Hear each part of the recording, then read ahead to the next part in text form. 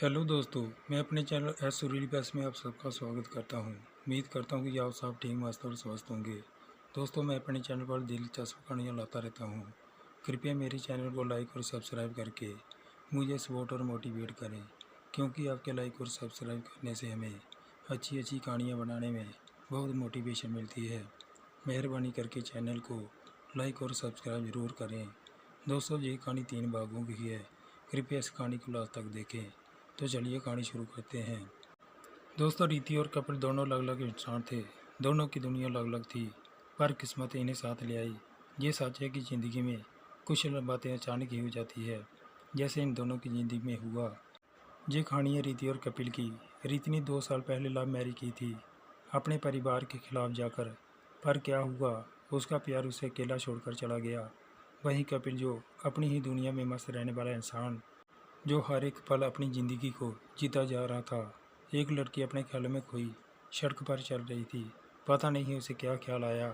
वो रुक गई और एक नज़र वहाँ के बाजार में डालती है तो वो सामने बनी एक दुकान पर जाती है। उसने खुद से ही कहा, चलो कुछ समय यहाँ गुजार लूँ। वो अकेले और करती भी क्या, बिना एक पल भी खराब किए वो उस दुकान के अंदर चली जाती है। रीति उस दुकान के अंदर गई। दुकान के काउंटर पर कोई नहीं था। तभी एक लड़का अंदर से आया। रीति ने उसे देखते ही कहा, सुनिए। वो लड़का एक नज़र रीति को देखता है। उसका चेहरा देखते ही रीति की नज़र एक पल के लिए उस पर रुक जाती है। वो मुस्कुराते हुए रीति से बोलता है, जी कहिए। तो रीति उसे देखते ही उसमें गुम हो जाती है। उस लड़के ने फिर कहा, जी कहिए। रीति, जो अब तक उसे देख रही थी, उसने अपनी नज़र उसके चेहरे से हटाई और अपने ख्यालों की दुनिया से वापस लौटी और उससे कहा, वो मुझे बेबी के लिए कुछ कपड़े लेने हैं। वो लड़का पहले तो थोड़ा कंफ्यूज होकर रीति को देखता है। रीति उसके भावों को देखकर समझ गई कि शायद यहाँ बेबी के लिए कपड़े नहीं मिलेंगे।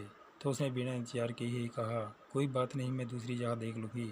तब वो लड़का मुस्कुराया और बोला, अरे नहीं, यहाँ मिल जाएंगे, आइए मैं दिखाता हूँ। रीति ने हाँ में सिर हिलाया और बाहर रखी कुर्सी पर जाकर बैठ गई। ना चाहते हुए रीति बार बार उसे ध्यान से देख रही थी। पता नहीं क्यों उसे देखकर रीति को सुकून मिल रहा था।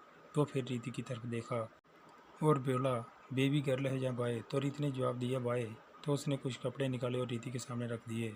काफ़ी देर तक रीति उन कपड़ों को देखती रही, लेकिन उसे कुछ खास पसंद नहीं आया। तो वो उसे थैंक यू बोलकर बाहर आ गई। वहीं वो लड़का उसे जाते हुए देख रहा था। तभी पीछे से एक दूसरा लड़का आया और उसने कहा, कपिल। तो कपिल पलटकर उस लड़के को देखता है और मुस्कुराता है और कहता है, निखिल, अभी एक लड़की आई थी पर उसे कुछ पसंद नहीं आया और तेरी दुकान फेल हो गई। मुझे माफ़ करना निखिल। कपिल ने हंसकर अपने बालों में हाथ फेरते हुए कहता है, निखिल कोई बात नहीं, तुझे ये सब आता भी नहीं। तो निखिल कहता है, ले अब तू संभाल अपनी दुकान, मैं चलता हूँ। और बाहर आकर अपनी बाइक स्टार्ट करता है और चला जाता है। दोस्तों, ये था कहानी का पहला भाग। दूसरा भाग देखने के लिए कृपया मेरे चैनल एसुरीली बेस को लाइक और सब्सक्राइब करके मुझे सपोर्ट और मोटिवेट करें, क्योंकि आपके लाइक और सब्सक्राइब करने से हमें अच्छी अच्छी कहानियाँ बनाने में बहुत मोटिवेशन मिलती है। मेहरबानी करके चैनल को लाइक और सब्सक्राइब ज़रूर करें। मिलते हैं कहानी के अगले भाग के साथ। तब तक के लिए खुश रहिए, अपना और अपनों का ख्याल रखिए। अपना कीमती समय निकाल कर कहानी को लास्ट तक देखने के लिए आप सबका बहुत बहुत धन्यवाद।